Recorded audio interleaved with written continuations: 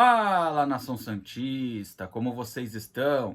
O Santos estressou vocês hoje?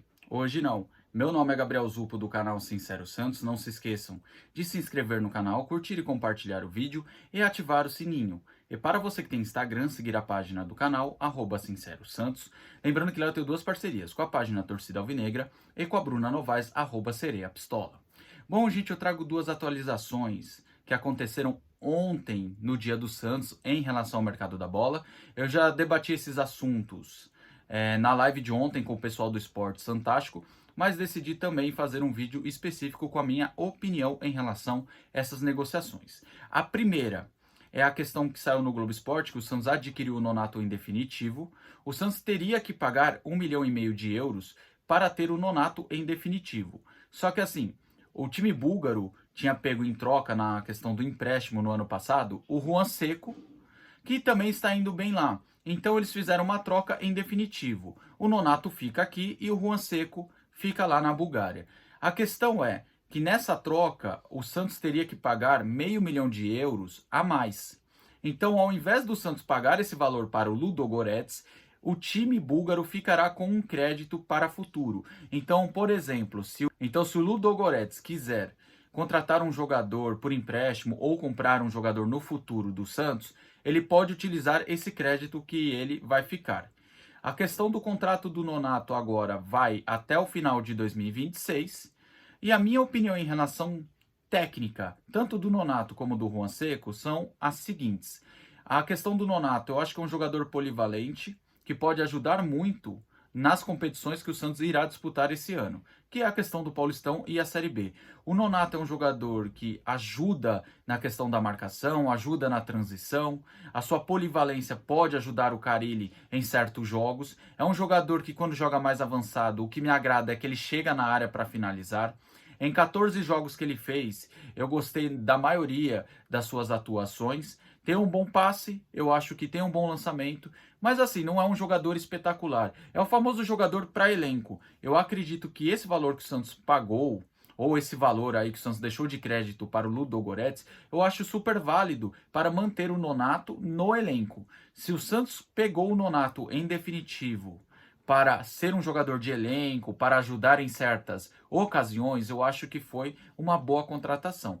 O Santos só não pode tratar o Nonato como solução dos problemas, beleza? Porque, como eu já falei aqui, o Nonato para mim é um jogador bom, ok? Não é um jogador espetacular, não é um jogador ruim. É um jogador que pode ajudar e um jogador que tem disposição. Então, acho, no geral, que foi uma boa contratação a questão do Nonato em definitivo. A questão da saída do Juan Seco, eu já acho que foi boa para ele, porque ele melhorou seu rendimento na carreira lá no Ludogorets, e acredito que aqui no Santos ele não tinha muito mais clima, porque ele saiu meio queimado pela torcida. Tá certo que boa parte das suas atuações ruins, eu acredito que tenha sido mais erro do Bustos, que ficava escalando ele de ponta e não de centroavante. Ano passado eu até pegava leve nas críticas por ser o seu primeiro ano de profissional, e essa questão do Bustos, só colocar ele de ponta. Só que quando ele teve as oportunidades como centroavante, que é a função dele, ele não correspondeu. Muito pelo contrário, ele jogou muito mal. Então eu acho que essa permanência dele lá na Bulgária é boa para o time búlgaro, onde ele melhorou seu rendimento, boa para ele que está em evolução na carreira e boa para o Santos, porque aqui, para mim, ele não tinha mais clima. Então, assim, eu desejo toda a sorte do mundo para ele na sua carreira, que ele continue evoluindo, mas no momento, hoje, eu não vejo ele nem com qualidade técnica e nem com clima para voltar ao Santos. Então, no geral, essa troca foi boa. A segunda informação que eu trago aqui é segundo o De Olho no Peixe. O De Olho no Peixe falou que o Santos está tentando o Gabriel Brazão, houve até um avanço, mas ainda longe de acerto, mas olha também Elton Leite, que está no futebol turco. Então, assim, o Elton Leite, se eu não me engano, é o plano E do Santos para ter um goleiro reserva para fazer sombra para o João Paulo. Porque o plano A era o Rafael, que recusou, o plano B era o Tadeu, que o Goiás vetou, o plano C era o Groi, que até topava vir para o Santos, só que ele tinha que resolver a sua situação no clube árabe que ele está, e agora apareceu outro clube árabe que o Groi parece mais interessado em permanecer por lá.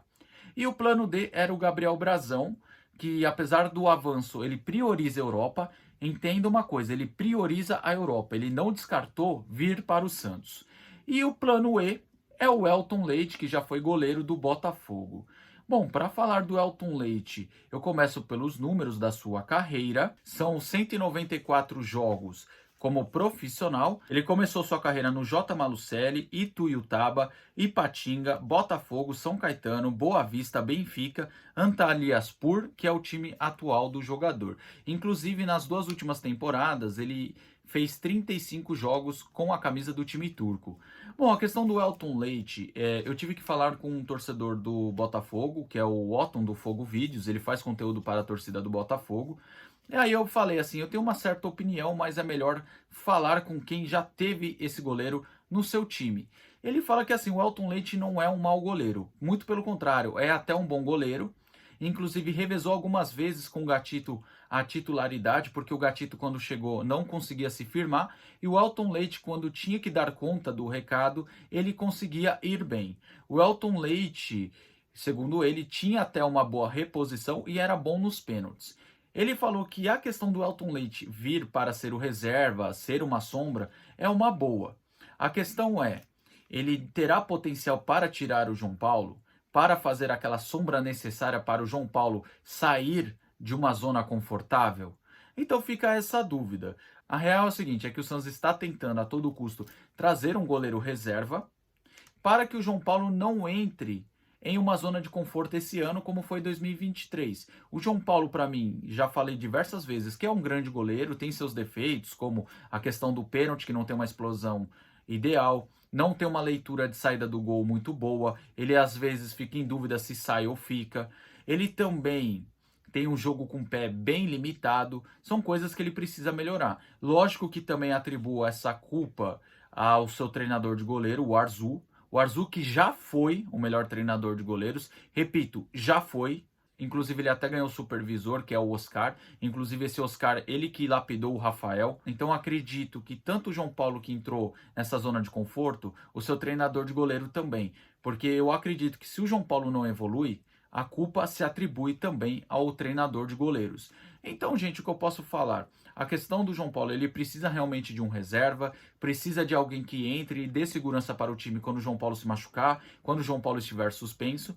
E o Elton Leite, para mim, é um nome até que posso dizer bom. Não vou falar que é espetacular. É apenas um bom goleiro, ok? Eu acho que para reserva, eu acredito que ele seja do mesmo nível do Jandrei.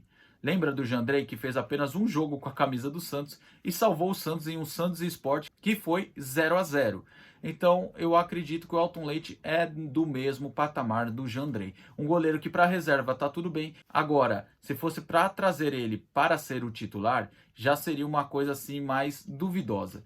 Mas acredito que em relação ao que o Santos precisa, eu acho que o Elton Leite é um nome aceitável. Tá bom? Bom, gente, o vídeo é esse aí. Tamo junto, até a próxima e sempre Santos.